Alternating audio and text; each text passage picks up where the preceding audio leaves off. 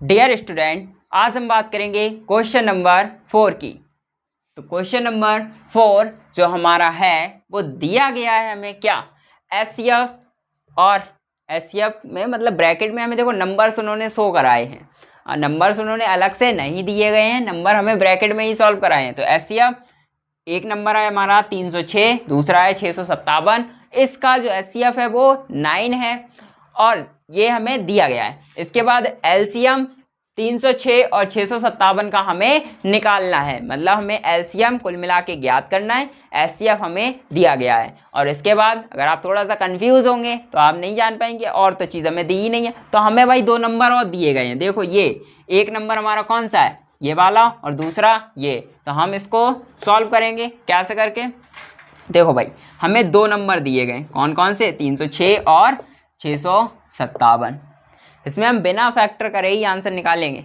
अभी देखना वो फॉर्मूला आपको याद होना चाहिए। फॉर्मूला हमने इससे पहले वाले वीडियो में आपको बताया हुआ है, तो फॉर्मूला आप वहाँ से कलेक्ट कर सकते हैं। और अभी भी बताएंगे, अभी थोड़ा सा टाइम लेंगे। तो ये हो गया हमारा नंबर, मतलब दोनों नंबर्स हमारे ये हो गए। इसके बाद हमें दिया क्या गया है, तो एचसीएफ हमें दे रखा है कितना, 9, और एलसीएम हमसे पूछा गया है। तो अगर आपको फॉर्मूला नहीं याद है तो फॉर्मूला याद कर लेना। तो फॉर्मूला जो हमारा है वो कौन सा है कि दो संख्याओं का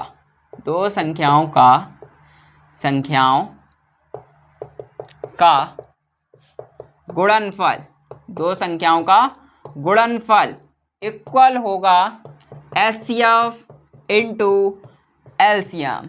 अब भाई आ जाओ आप अपने छोटे क्लास वालों में, कैसे करके, जो आप 6, 7, 4 और 3rd में ये सब करते रहते थे, क्या चीज़ें इधर से उधर करना। तो अब हमें इसमें क्या करना है, चीज़ें इधर से उधर नहीं, इसमें हमें नंबर्स इधर से उधर करने हैं, क्योंकि हम पढ़ के आ रहे हैं, मैथ पढ़ रहे हैं। ठीक है, तो मैथ में हमें नंबर्स इधर उधर करने होंगे। देखो भाई कैसे करेंगे, दो संख्याएं, संख्या कौन कौन सी है, 306 और 657। तो 306 इंटू 657, लाइन हमने बेकार लगा दी अभी।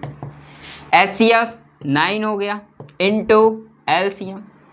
अब आपने 9 तो पढ़ी होगी, 9th और उससे पहले भी आपने पढ़ा होगा, 8, 7, 6 में तो आपने पढ़ा ही होगा कि जब चीज़ें इधर मल्टीप्लाई में होती हैं किसी वेरिएबल्स के साथ, वेरिएबल्स मतलब किसी ऐसे टर्म के साथ जिसकी हमें वैल्यू फाइंड करनी होती है, उसके साथ मल्टीप्लाई में चीज़ें होती हैं, तो जब हम वो दूसरी तरफ भेजते हैं तो वो भाग में बदल जाती हैं, मतलब उनका दूसरी साइड क्या लगता है, डिवाइड लगता है। तो भाई देखो 306 इंटू 657 अपॉन कितना हो जाएगा 9, क्या एलसीएम।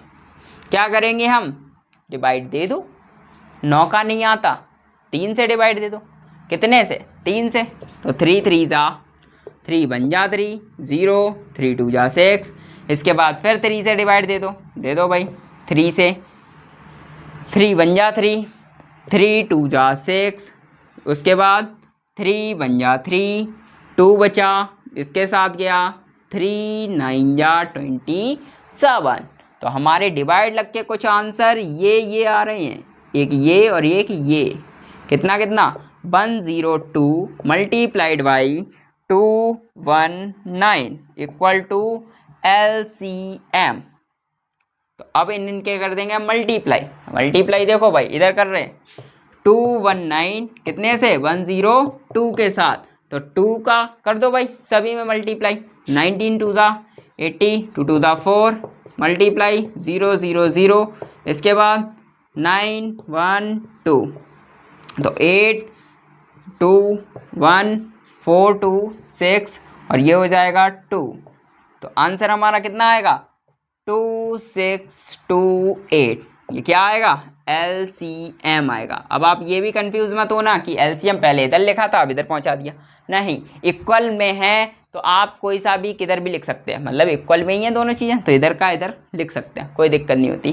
ठीक है, तो ये हमारा क्या आ गया, एलसीएम आ गया। देख रहे हो, बिना इनके फैक्टर्स करे, मतलब बिना इनके गुणनखंड काटे हमने क्या निकाल दिया, एलसीएम आसानी से निकाल लिया इस वाले फॉर्मूले की हेल्प से। अगर आप चाहते तो डायरेक्ट भी कर सकते थे, कैसे करके, इसके गुणनखंड करते, इसके भी गुणनखंड करते, तब आप एलसीएम फाइंड कर लेते, आपका वो भी क्वेश्चन का आंसर मान्य होता।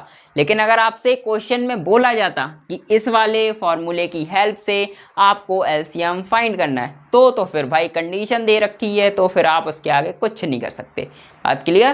तो अगर कंडीशन नहीं दी है तो इनके फैक्टर्स करके भी आप एलसीएम फाइंड कर सकते हैं, और कंडीशन अगर नहीं दी है तो मन है वैसे करो, कोई फ़र्क नहीं है। बात क्लियर? तो हमने तो भाई इस वाले फॉर्मूले का यूज़ करके कर लिया।